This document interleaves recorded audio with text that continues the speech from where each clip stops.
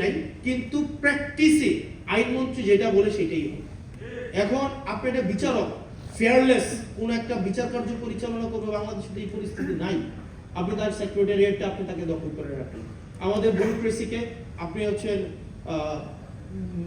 Structural reformation আনলেন না, এবং এটা না আনার কারণে যেটা হয়েছে পুরা জাতির প্রত্যেকটা ভোটার, ইভেন বিএনপি কে যারা ভোট দিয়েছে তারাও প্রতারিত হয়েছে, তারাও নিজেরা চিটিং ফিল করছে। কারণ দিন শেষে তো বিএনপি রাষ্ট্র কাঠামোর বাইরে না। বিএনপির হয়তো আপনি যদি পার্টি পলিটিক্স করে কত, মানে একটা নির্দিষ্ট যদি অংশ 5% বা 10% পার্টি পলিটিক্স করে, ভোটার মানেই তো কর্মী না। যারা ভোটার ভোট দিয়েছিল যে বিএনপি এসে এগুলোর সংস্কার করবে, তারাও এখন বিট্রেড ফিল করছে। সেজন্য আমাদেরকে আবার রিঅর্গানাইজ হইতে হবে।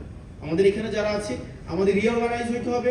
আমাদেরকে মনে রাখতে হবে শুধুমাত্র ফাইটটা সংসদের ভিতরে না, আমাদের সংসদের বাইরে, আমাদের প্রত্যেকটা জায়গা থেকে আমাদের এই যে সংস্কারের যে আকাঙ্ক্ষা, আমাদের রাষ্ট্র কাঠামোর প্রত্যেকটা ব্যক্তি, প্রত্যেকটা আমজনতা যে নাগরিক হয়ে উঠবে, সেই লড়াইটা আমাদের সেটা অব্যাহত রাখতে হবে। সেটা সংসদের ভিতরে এবং সংসদের বাইরে একইভাবে অব্যাহত রাখতে হবে।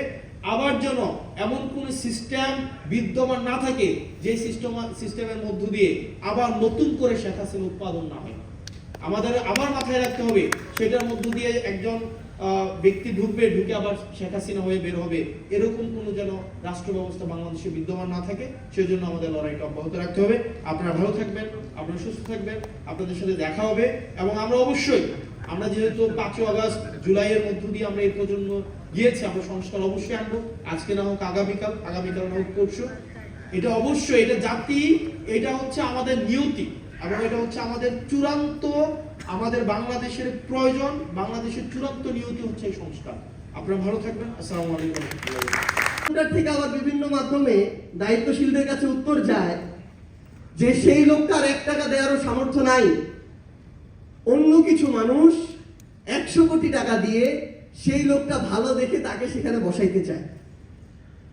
তাহলে একবার চিন্তা করেন যে ওই মানুষটাকে যারা এই টাকাটা দিয়ে বা ইনভেস্ট করে সেখানে বসাবে, তারা সেখান থেকে দেশের মানুষের রাজস্বের কত হাজার হাজার কোটি টাকা লুটপাট করবে, দেশকে বঞ্চিত করবে।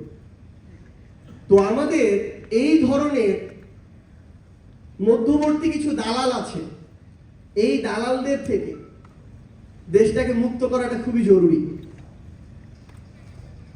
হাসনাত একটু আগে বলেছে এই যে আন্ডার টেবিল নেগোসিয়েশন, এভাবেই এই আন্ডার টেবিল নেগোসিয়েশন গুলো হয়। ভাইরা যেটা একটু আগে বললেন এখানে, যে বাংলাদেশের যতটুকু রাজস্ব প্রয়োজন তার ধারে কাছেও যখন হয় না, তখন সরকারকে 2 মাস যেতে না যেতেই 50,000 কোটি টাকা ঋণ নিতে হয়। তো আমরা আমাদের জায়গা থেকে দিন শেষে আহ্বান করব যে আমাদের এই সামগ্রিক একটা সংস্কার দরকার।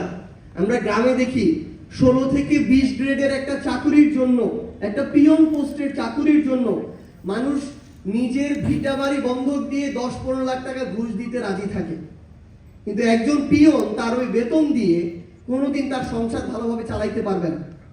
তার মানে ওই 10-15 হাজার টাকা তার মূল লক্ষ্য না, তার মূল লক্ষ্য ওই পদটাকে ব্যবহার করে অসৎ উপায়ে আরো টাকা উপার্জন করা, যেখানে মানুষদেরকে জিম্মি করা হয়, যেখানে অনেক মানুষের সাথে বৈষম্য হয়, অনেক মানুষের সাথে অন্যায় হয়, যেখানে মানুষ তার ন্যায্য অধিকারটা পায় না।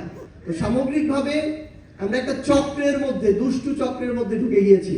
আমাদের এটা থেকে মুক্তি প্রয়োজন। এটাতে যেমন আমাদের ব্যবসায়ীদের এগিয়ে আসতে হবে, সাধারণ মানুষকে এগিয়ে আসতে হবে, আমাদের এগিয়ে আসতে হবে। সবার আগে যারা এই পলিসি মেকার, যারা আজকে আমাদের এই সরকার চালাচ্ছেন, যারা ক্ষমতায় থাকেন, তাদেরকে এগিয়ে আসতে হবে। আপনাদের যদি সদিচ্ছা থাকে, আমরা বিশ্বাস করি আমরা প্রত্যেকেই আপনাদেরকে সহযোগিতা করার জন্য প্রস্তুত আছি। পরিশেষে শুধু এটুকুই বলতে চাই যে এই বিএনপি সরকার কিংবা বর্তমান সরকার, আমরা তাদেরকে চাই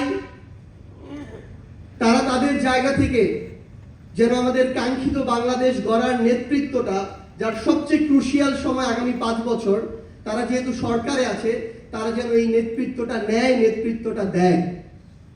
তারা যেন এটা মনে রাখে যে তারা যত অপচেষ্টাই করুক না কেন, তাদেরকে যতজন যতভাবে প্রভাবিত করুক না কেন, কিংবা তাদেরই যতভাবে এটাকে ভিন্ন খাতে নেয়ার ইচ্ছা থাকুক না কেন, তারা চাইলেও এটা আগামীতে করতে পারবে না, আমরা করতে দিব না।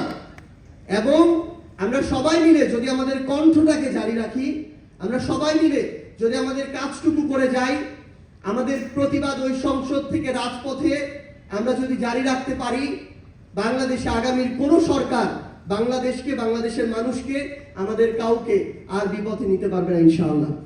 আপনারা সবাই ভালো থাকবেন। আজকে উপস্থিত সবাইকে অসংখ্য ধন্যবাদ। ইনশাআল্লাহ আগামীতে আবারও এভাবেই দেখা হবে। আজকে আমাদের এই যে প্রথম সেশন, এই সেশনের এখানেই সমাপ্তি ঘোষণা করছি। আসসালামু আলাইকুম।